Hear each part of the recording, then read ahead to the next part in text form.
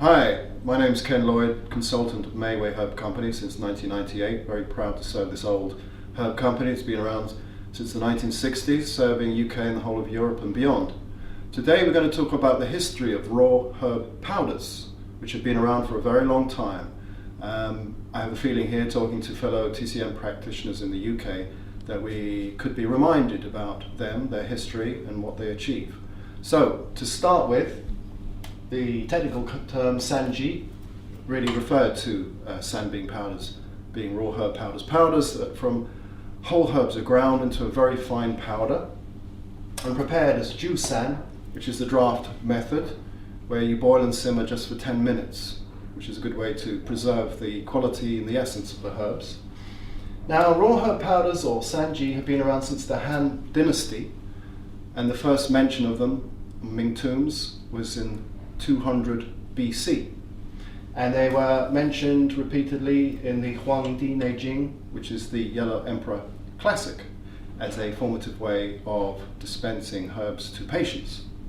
Now, in the Song Dynasty 1,000 years ago, the imperial pharmacy adopted the method of sanji, raw herb powders, as the official way to dispense herbs to the Chinese population.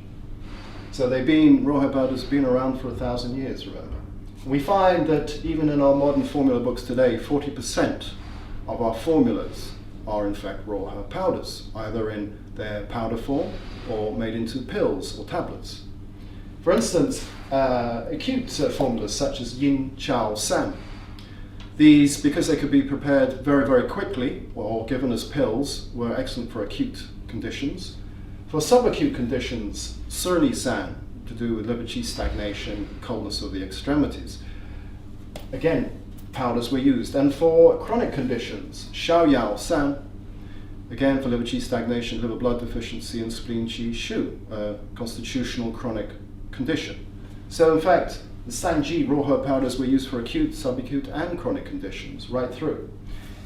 As I said, of course, they're the same as raw herbs, except they have advantages over raw herbs, which we'll go into. And then we have natural raw herb powders, powders or herbs that already occur naturally as powders. For instance, ma bo, puffball, nice thick brown powder, pu huang, bulrush pollen, and then qingdai, which is the crushed leaf of da qingye. Another reason we have raw herb powders is for expensive herbs like sanqi, tianma, or renshen. These would be ground into a powder and they would be taken with the decoction, which was called chongfu, as a chaser. This meant that if you have renshen, for instance, as a raw herb powder, you only needed 0.5 grams, as opposed to anything between 6 to 9 grams a dose, which is considerably cheaper. And then the advantage also traditionally was aromatic herbs, which have high levels of volatile oils. If you were to boil and simmer the herbs in the usual way, a lot of those oils evaporate. That's why you can smell, that's why the house smells. But all those oils are supposed to go into the patient, not into the house, annoying other family members. Ho xiang, which means sudden fragrance, sha ren, cardamom. Just two examples of very fragrant herbs. The oils are preserved by the draft method as a quick boiling method, and by using the thermos method, which we're going to talk about somewhere down the line, you preserve all the essential oils, a vital part of the herb's action. Now, just remember that raw herb powders are raw herbs. It's the same thing. It's simply the difference is that raw herb powders have been ground into a very fine powder, giving a much greater surface area, huge surface area, compared to raw herbs, which is why you need so much less of them, which is very efficient and cheaper. But they have the same QC, that means quality control. They're the same QC, same quality control. The only difference is raw herbs are ground into a fine powder, giving a much greater surface area, which makes them much cheaper, more efficient, easier to prepare, easier to store. Well, we'll go into all of that. So, the advantages of raw herb powders. Well, I just got carried away, but let's do it in order. You only need to use 1/3 of the amount of raw herb powders, equivalent to raw herbs. Why? Because the surface area, a granule of raw herb powder, is much greater than the equivalent whole herb. If you think about it, you're breaking up like a stick. Now the surface area of this stick is just what you can see, the cylinder on either end. If you ground this into a very fine mesh powder, you are spreading the stick into a large surface area. Therefore, the amount that you can absorb from your cooking technique is far greater. That's why. Number two, so raw herb powders are 30% more potent than concentrated powders, as indeed raw herbs are. This is from graduate work that's been done, clinical research projects that have been done in the last 5 years to show that clinically the raw herbs are about 30% more effective. When we say effective, we just mean quicker. Concentrated powders are also effective, but they just take longer, especially for acute conditions. Now, compared to raw herb powders and concentrated powders, the raw herb powders preserve the essential oils more thoroughly, particularly if you use the thermos flask method, which we shall go into. You probably saw the previous YouTube video about how to use the thermos flask. Number four, the pharmacy. Well, if you're using raw herb powders, the pharmacy is much more compact than if you're using raw herbs. Think about it. The amount of powder that you get into this jar, this is Jiang Huang. This is Jiang Huang. Much bigger and also much harder to store than into airtight bottles that can be dispensed very easily. And that's another point. You can actually weigh up, if you're weighing up raw herb powders as opposed to raw herbs, this will only take average up to 10 minutes for a prescription. And if you're running your pharmacy, if you do it properly, and I hope you do, weighing up your herbs of raw herbs can take up to 40-45 minutes. So it's a huge saving on time for either the practitioner or somebody who's working with them. So it's much easier to dispense, easier to pack and post. Again, if you're actually wrapping up raw herb powders into sealable bags, into an envelope, it's gone. If you have run your own pharmacy or running your own pharmacy, you know that actually wrapping up raw herbs so they don't poke through the packaging, etc., much greater bulk, much harder to carry off to the post office or for it to be collected. So much easier to pack and post. And for the patients, again, it's much easier to receive. These will go through the letterbox. Not a mere detail. A lot of patients with raw herb packages, they have to go and collect it from the postal collection point, and that's quite complicated for a lot of patients. Easier if it just goes through the letterbox. Where a big bulky package, if nobody's in the house, it has to be gone to be collected. So much more security as far as the patients getting their herbs, which is pretty important. So for patients, it's easy to receive, much easier for them to prepare, only a few minutes and it's done, as opposed to boiling up your herbs. And the same with concentrated powders. Concentrated powders is usually every 6 hours, 3 times a day. With raw herb powders, just once in the morning before you go out, once in the evening when you come in, and it's there waiting for you. It doesn't have to be prepared, just poured. So in that way, even easier than concentrated powders. And compared to raw herb powders are house friendly, especially if you use the thermos flask method where all the essential oils which the patient needs to take in are trapped. So no smell in the house. And of course they're cheaper. You use a third of the amount of raw herb powders compared to raw herbs, so it's a third of the price.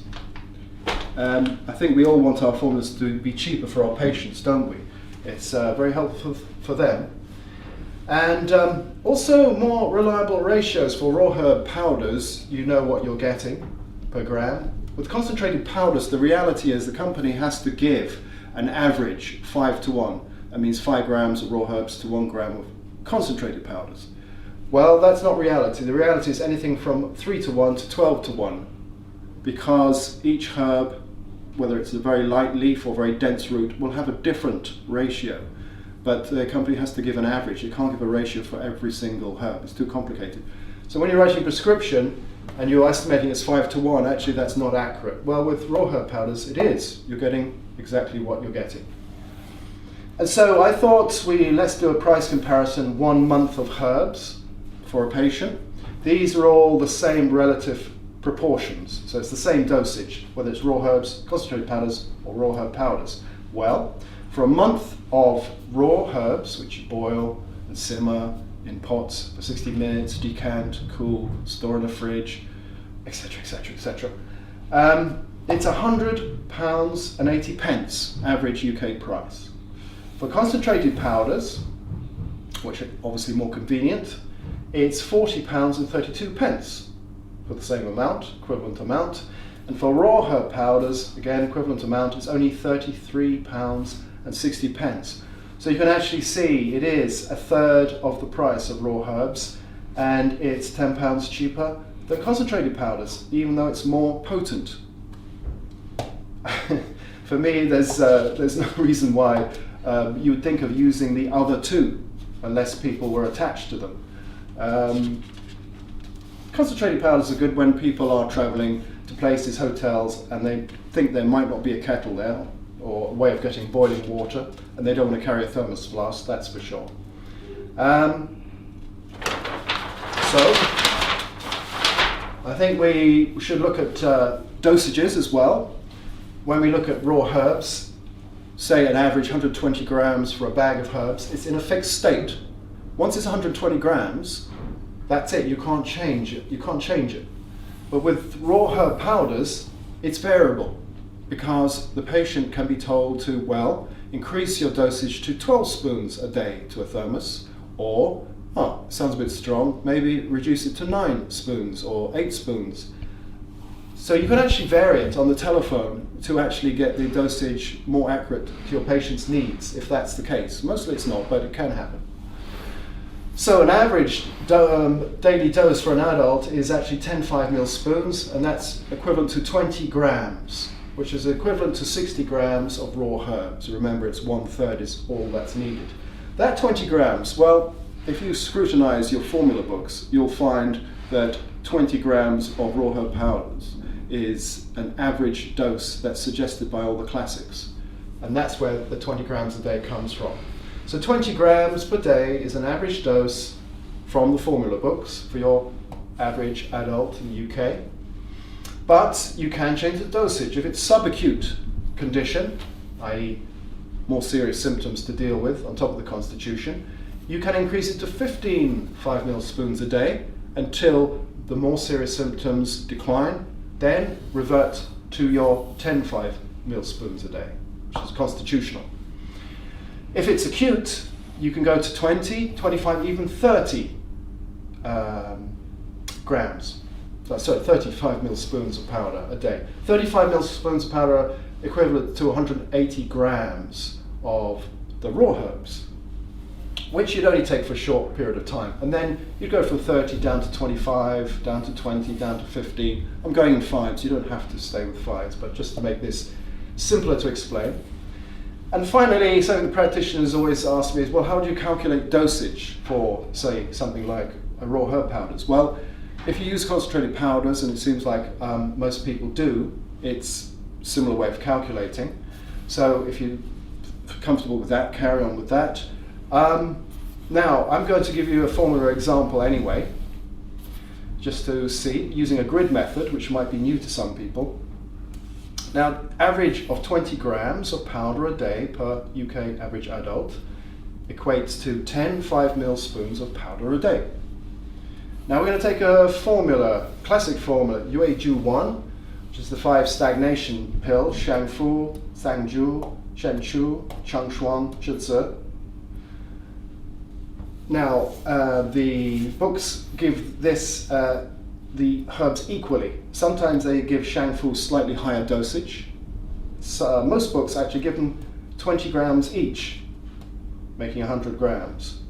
But remember, this is actually, UAG1 is yet another example of a classic use of raw herb powders, because this 100 grams of herbs are ground into a fine powder made into pills, where you take basically 18 grams of pills a day, 18 grams of raw herb powders, which is almost 20 grams, because not all examples in the classics, in the formula books, add up to 20. Some are 16, some are 24, but the average is around about 20. UAG1, formulated by the famous physician Zhu Danqi, dealing with qi stagnation, damp accumulation, food stagnation, blood stagnation, and fire accumulation. And so your herbs are given 20 grams each. Now, in books, if we do a minimum order of raw herb powders, which is 200 grams, that equates to 10 days. Remember, 20 grams a day, 20 times 10 equals 200. So that covers you for 10 days. We have 5 herbs. So we divide 5 into 200 grams to find out the average dose of each herb. That happens to be 40 grams for each herb. So we can draw out a grid. Here is our 40, that's our average herb. So this would be 40, 40, 40, 40, 40 for each herb. We can draw out a grid if we want to change the formula. So if it is more qi stagnation and less fire, then we can increase Shang Fu to whatever we think the qi stagnation, judged by the pulse and the symptoms, are. Say, in this scenario, we increase it to 48 grams, but there is less signs of fire, so we reduce the Judzi from 40 grams down to 32 grams using our grid. And that way the formula stays balanced. It stays at 200 grams. So we use this grid to increase herbs or to reduce herbs in a systematic way, making sure that the formula will always come out to our final fixed number, which is 200 grams. Thank you for watching.